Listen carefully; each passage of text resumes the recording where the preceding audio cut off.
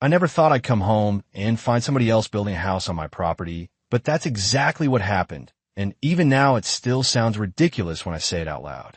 I own about 5 acres outside a small rural town, the kind of place where you can sit on your porch at sunset and hear nothing except wind moving through the trees and maybe a tractor somewhere in the distance. That peace and privacy were the whole reason I bought the land years ago. My driveway runs down a long gravel lane that cuts through open fields before disappearing into a patch of hardwood trees where my house sits.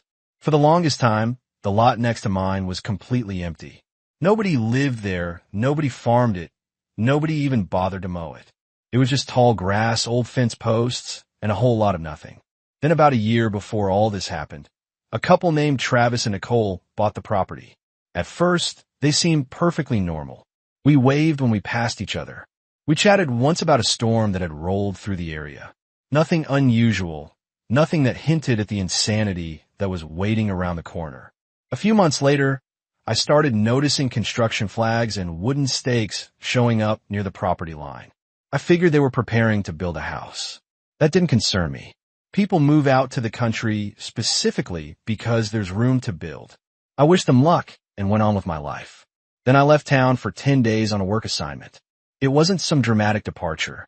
I locked the house, checked the mailbox, loaded my truck, and drove away. Everything was completely normal. Their lot was still mostly empty. My property looked exactly the way it always had, and there wasn't a single reason in the world to think I'd come home to a disaster.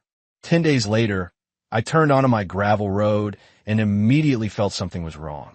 You know those moments when your brain notices a problem before you consciously understand what it is?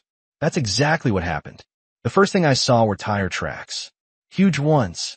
Heavy equipment had clearly been driving all over the area. Then I noticed piles of dirt near the edge of my field. My stomach tightened.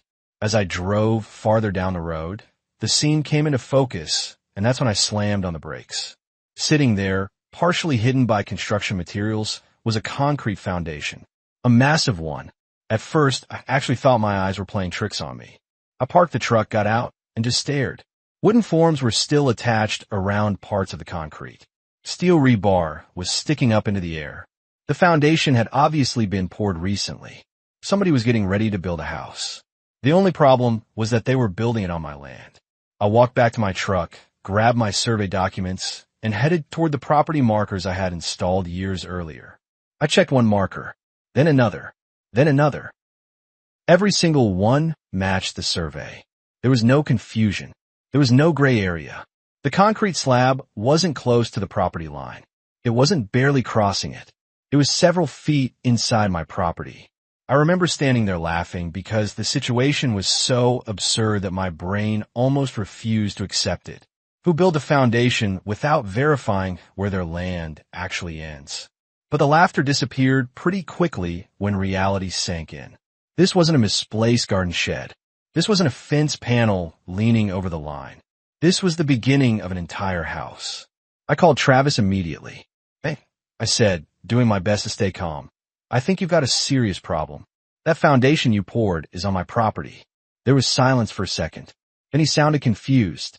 "No way," he said. "Our builder measured everything." I explained that I had an official survey and permanent property markers. He started sounding irritated. "Well, our contractor said it's fine." That was the first moment I realized this might not be a simple misunderstanding. Most reasonable people would hear the words, "Your foundation is on my property," and immediately stop construction until things got sorted out. Instead, Travis sounded defensive, almost annoyed that I had brought it up. Eventually, he said he'd talk to the builder and call me back. I said fine and hung up. Then I waited. 1 day passed. Nothing. 2 days passed. Still nothing. Meanwhile, workers returned to the site. Lumber started arriving. Stacks of framing materials appeared next to the foundation. It looked like they were preparing to build walls. That's when the situation stopped being a mistake and started feeling like a deliberate gamble. Somebody was betting that I'd back down, ignore it, or agree to some compromise after the fact.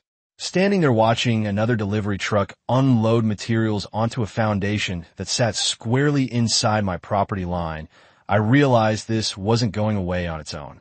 If anything, it was about to get a whole lot worse.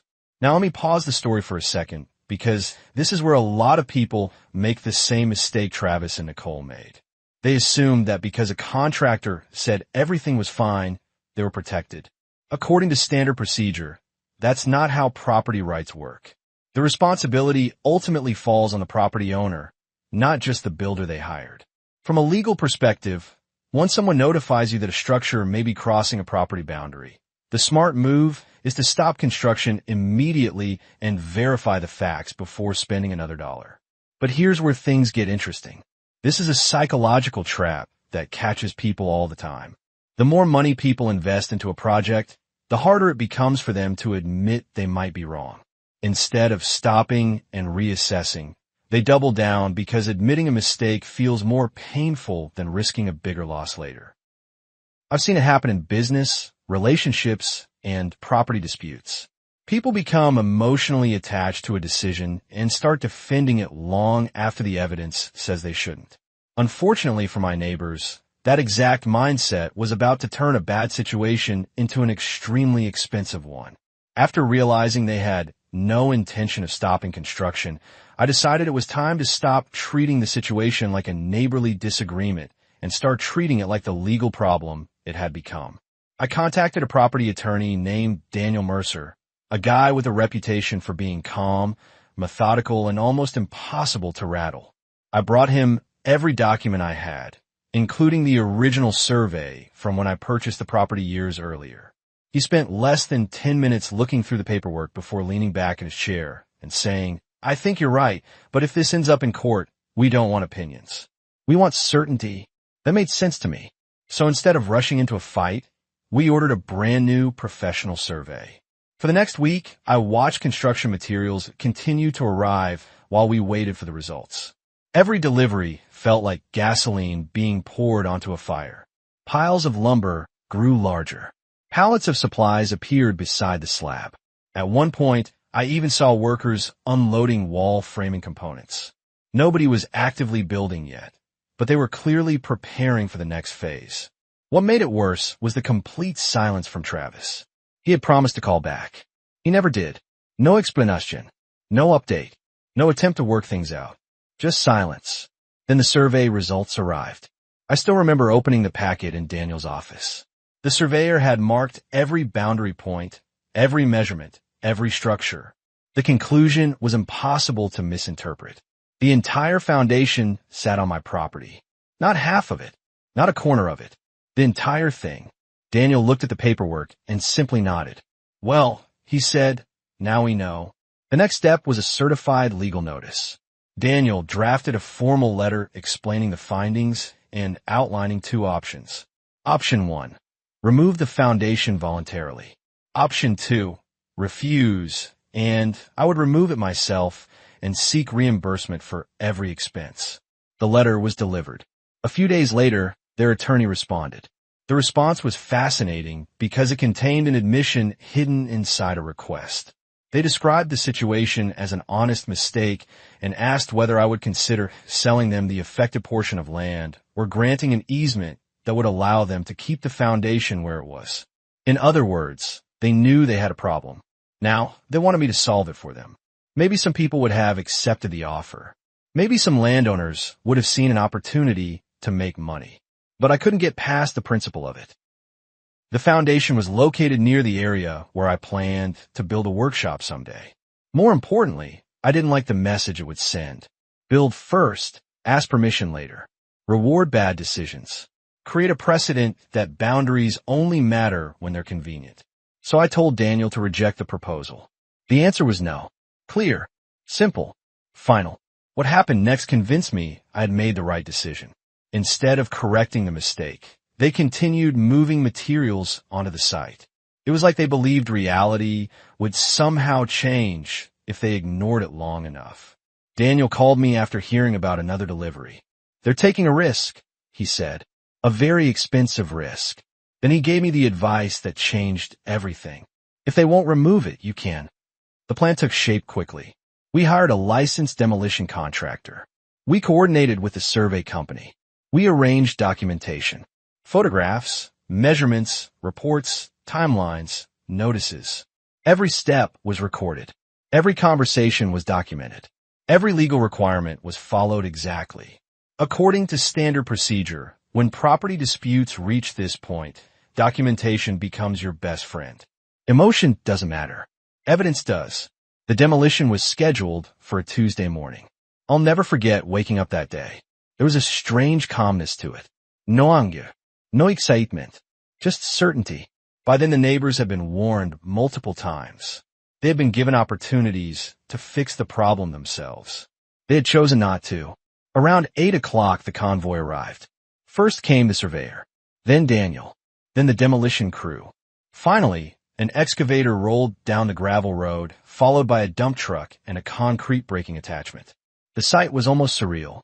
Just a few weeks earlier, there had been an unauthorized foundation sitting on my property. Now there was a small army of professionals preparing to erase it. Before any work began, Daniel sent one final notice, one last chance, one last opportunity to respond. Nothing. No phone call. No appearance. No objection. Silence. By late morning, the crew received authorization to proceed. The excavator moved into position. The operator lowered the breaker attachment onto the concrete. Then came the first impact. Crack. The sound echoed across the field. Another strike followed. Then another. Hairline fractures spread across the slab like lightning. Within minutes, large sections began breaking apart. Rebar twisted out of the concrete as chunks were lifted into the air. Dust filled the sunlight. The entire process felt strangely symbolic. Every crack represented a bad decision that should have been corrected weeks earlier. The crew worked methodically throughout the day. Broken concrete was loaded into trucks and hauled away. Steel reinforcement bars were removed. Debris disappeared piece by piece. By afternoon, what had once been a foundation looked more like an excavation site. By evening, it was gone, completely gone. If someone had driven past without knowing the story, they never would have guessed a house foundation had existed there at all. I stood near the property line as the last truck pulled away. The land was quiet again. The trees moved gently in the breeze. For the first time in weeks, the tension was gone. Or so I thought. The following afternoon, a pickup truck came flying down the gravel road. Travis jumped out before the vehicle had even fully stopped. Nicole followed behind him. Both looked absolutely furious. "What the hell did you do?" Travis shouted. "You destroyed our foundation." I remember being struck by the wording. Not your foundation. Not the foundation. Our foundation. As if ownership somehow changed because they'd spent money on it. They threatened lawsuits. They accused me of sabotage. They claimed I had caused enormous financial damage. The entire time, I stayed calm. I didn't argue. I didn't yell. I didn't trade insults. Instead, I handed them copies of both surveys, copies of the certified notices, copies of the attorney correspondence, and documentation showing every opportunity they had been given to avoid this outcome. The anger on their faces slowly shifted into something else. Not acceptance, not understanding, something closer to realization. Deep down, they knew exactly what had happened. The months that followed were consumed by legal proceedings. Predictably, they filed claims. Equally predictably, those claims began collapsing once the evidence was examined. From a legal perspective, property boundaries are not suggestions. They are enforceable rights. Survey data, notices, documentation, expert testimony, photographs, and timelines all pointed in the same direction. The facts were overwhelming. Eventually, the court issued its ruling. The construction had been entirely on my property. I had the legal right to protect that property. The demolition was lawful. The notices had been sufficient. The opportunities to correct the mistake had been reasonable. Most importantly, the financial responsibility belonged to the people who created the problem in the first place. The final judgment required Travis and Nicole to cover the demolition costs, the surveys, and my legal expenses. In the end, the very gamble they had hoped would pressure me into a compromise ended up costing them far more than fixing the mistake would have cost in the beginning. The irony was almost unbelievable. After everything was over, they still built their house. The difference was at this time, they built it on their own land. exactly where it should have been from the start. When everything was finally over and the lawyers stopped calling, the survey crews disappeared, and the court documents were filed away, I found myself standing in that same field one evening watching the sun drop behind the trees. The spot where the foundation had once been looked completely ordinary again. Grass had already started growing back. The tire tracks were fading. Nature has a funny way of reclaiming things and reminding us that most human drama is temporary.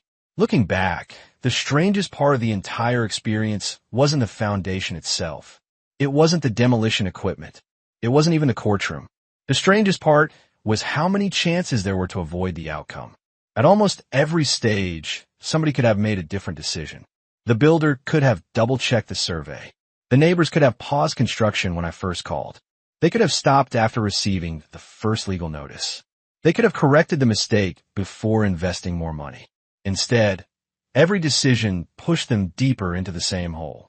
This is a psychological trap that shows up everywhere in life. People become so committed to proving they were right that they stop paying attention to reality. The more they invest, the harder it becomes to walk away. Pride starts making decisions instead of common sense. I've seen it in businesses that keep funding failing projects, in people who stay in arguments they already lost, and apparently in property owners who keep building on land that doesn't belong to them. The lesson here is not really about concrete, surveys, or even legal disputes. The lesson here is about what happens when ego gets involved. Most expensive mistakes don't start with bad intentions. They start with small decisions that people refuse to correct because admitting an error feels uncomfortable. According to standard procedure, property boundaries exist for a reason. They protect everyone involved. They're not obstacles. They're guidelines that allow neighbors to coexist without constant conflict. Once those boundaries are ignored, everything becomes harder, more expensive, and far more stressful than it needs to be. From a legal perspective, ownership means something. It isn't determined by who spent the most money. It isn't determined by who worked the hardest. It isn't determined by who gets emotionally attached to a project. It is determined by documented rights, surveys, and established boundaries. That's why courts rely on evidence instead of feelings. If they didn't, every property dispute would turn into a competition over who could yell the loudest. I also learned something important about staying calm. Throughout the entire ordeal, people kept asking why I didn't scream, threaten, or lose my temper. The truth is simple. Anger rarely improves your position. Documentation does. Patience does. Preparation does. Every time I felt frustrated, I reminded myself that facts were on my side. The louder the other side became, the more valuable it was to remain calm and let the evidence speak for itself. And honestly, there was something almost poetic about the ending. They eventually got their house. I kept my property. The boundaries were respected. Justice worked the way it was supposed to work. Nobody won because they were louder. Nobody won because they were stubborn. The facts won. So now I'm curious what you think. If you were in my position, would you have sold them the piece of land and avoided the fight? Or would you have done exactly what I did and refused to compromise after someone built first and asked permission later? Let me know down in the comments, because this is one of those situations where people usually have very strong opinions. And trust me, after living through it, I can see both sides of the debate, but I still sleep pretty well knowing the workshop I plan to build someday will be sitting exactly where it's supposed to be on my land.